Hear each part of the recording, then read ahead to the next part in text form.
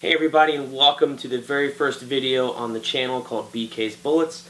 I am your host Brent, and I just wanted to take a few minutes to tell you guys why I started a separate YouTube channel for BK's Bullets, and a history behind the name, a history behind me, and why you should watch me as your favorite independent YouTube comic book commentator. First of all, my name is Brent. I am 30 years old. I live in sunny Florida, way down here by Walt Disney World, kind of, sort of.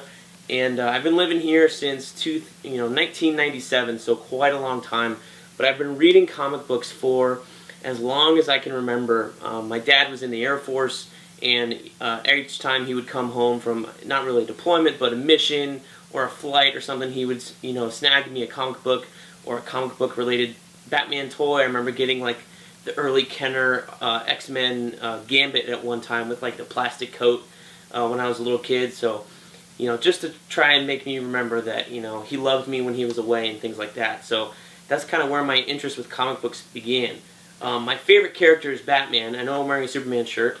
And I don't know where that exactly came from, but I know it was solidified on my 5th birthday when we were living in Texas at the time. I had a birthday party at a Burger King back in the days when fast food chains were cool places to have birthday parties because they had these giant playhouses with slides and ball pits and things to climb on. Chick-fil-A is probably the only one that continues to have, a playground or a slide thing in most of its restaurants. But anyway, so it was a Batman-themed birthday party. I believe Batman Returns had come out at this time. I was born in '86, so maybe I'm a little off, or it was coming out. So my parents paid one of our neighbor's sons to dress up as Batman. And this guy, I don't know where he got this costume, but it was like movie real. At least to my 5-year-old brain at the time. He had the rubber suit, the mask, and all this stuff. And I remember asking Batman, and I don't even know this guy's name, I just know him as Batman. I asked him where your Batmobile was, and he pointed outside, he made me look outside to the parking lot, and it wasn't a real Batmobile, but he had a black car. And I think that's why my parents hired him. They said, he's got a black car, that can be the Batmobile, he can be Batman. So I had pictures from this day. I'm wearing like a purple, weird kind of children's Batman shirt standing next to Batman. So that's kind of where my love for Batman and comic books was solidified back there when I was 5 years old. So anyway, that's where my history began, and I started reading comics. I remember the first trade paperback I read was actually The Dark Knight Returns. I got it for Christmas one year, read it cover to cover. This was crazy. I should not have been reading this at whatever age it was. I might have been in like 5th grade, maybe beginning of middle school, but I was definitely way too young for Dark Knight Returns. But I still would recommend that any kid that age read that book. It's so groundbreaking, and if you haven't seen anything at the time, it's definitely going to get you hooked into Batman. I think at that time we still had the Burton movies and stuff like that. We're probably in the midst of that. So it was a little crazy time for Batman. But keeping going, the channel is called BK's Bullets, and when I was in college, I was listening to a great podcast by Sean Whalen and Jim Seguin called Raging Bullets. Go check them out. They are a DC Comics-centric podcast. They review comic books from DC Comics every week. Okay, so I was listening to Raging Bullets, that podcast, and they were taking listener audio submissions. So I got on my little headset and my audio recorder on my laptop at the time. I was still in college, and I started talking about, I did little audio segments for their podcast. And since it was the Raging Bullets podcast, I started calling it BK's Bullets, that little segment. And it kind of became a semi-regular segment. I did one maybe once a month or when it interested me. And it was cool at that point in time.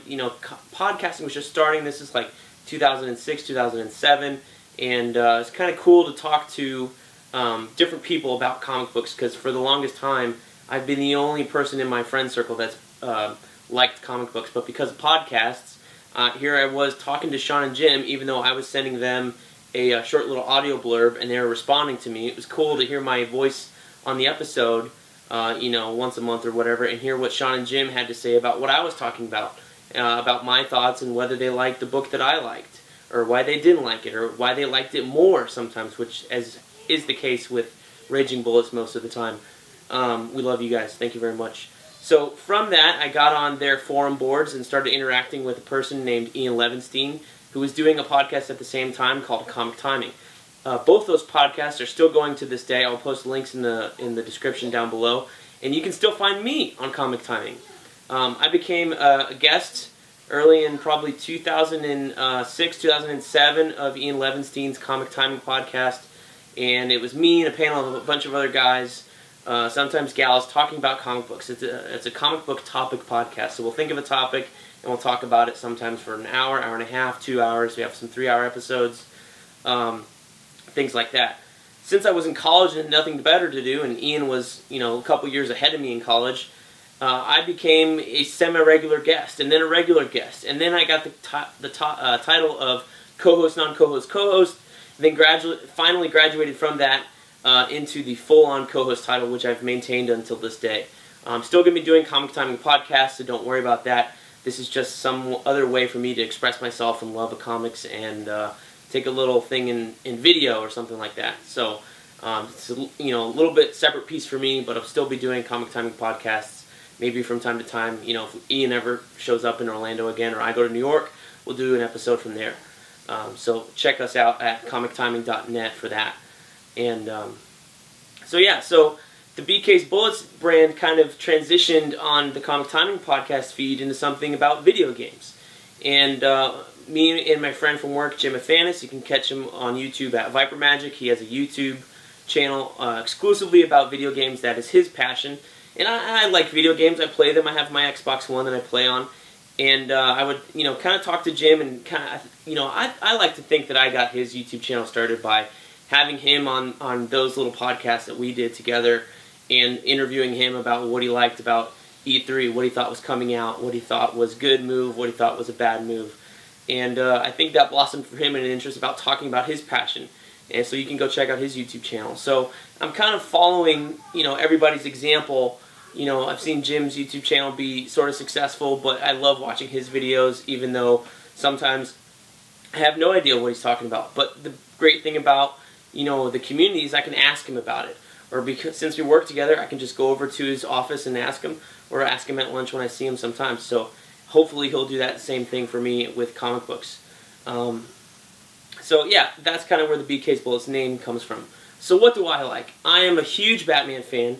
You're standing in my man cave upstairs. You might hear my little 2-year-old running around every now and then, so I will try and keep those as clean as possible. Her screams and stuff, but hey, she's 2. She's energetic, and she loves Batman and the superheroes just as much as I do right now because I have such a great man cave. And we will do a man cave tour in the future. But right now, just want to let you know we have the Jim Lee, Hush, one of the Hush covers as a poster. You can't see it because of the blur, but that is the Nightwing and Batman cover from Jim Lee's Hush run behind me. I like the Marvel movies. I like the old DC movies. I'm still working up on the DC Extended Universe right now. They have let me down, but hopefully we'll get back up. But we can do episodes on those. Continuing. My favorite comic book film right now is still... It is The Dark Knight by Christopher Nolan, starring Christian Bale. Christian Bale is my favorite Batman. My favorite Spider-Man actor has to be... I feel like it's Andrew Garfield. That mainly has to do because I guess he was a little more spindly. None of them have been as young as probably they wanted Peter to be, at least in the high school setting, until we get to Tom Holland. But I feel like the writing, the quippiness of the jokes, especially in that first movie, was more on target than the Sam Raimi films were. I'm kind of waiting and seeing on Tom Holland. At this point, I'm kind of tired of Spider-Man being a high schooler. He's been that way for 17 years in the films now. So, can we just move away from this idea that Peter Parker has to be young? We can do another topic on that. So, what else do I like? I'm reading tons of great stuff on Comixology Unlimited. They're independent, all-you-can-eat comic service. I just read a lot of stuff by the Luna Brothers. I read Girls. I read Alex and Ada, which was very good. I just finished Thief of Thieves by Robert Kirkman and some other writers, Andy Diggle. That was very good. Tons of stuff on there that is really, really excellent. Especially image books. They're starting to put whole image series on that service in their entirety as much as possible. So that is very good. So that is a little bit about me. I hope you enjoyed the channel and continue on the journey with us from here on out. Thank you, and bye-bye.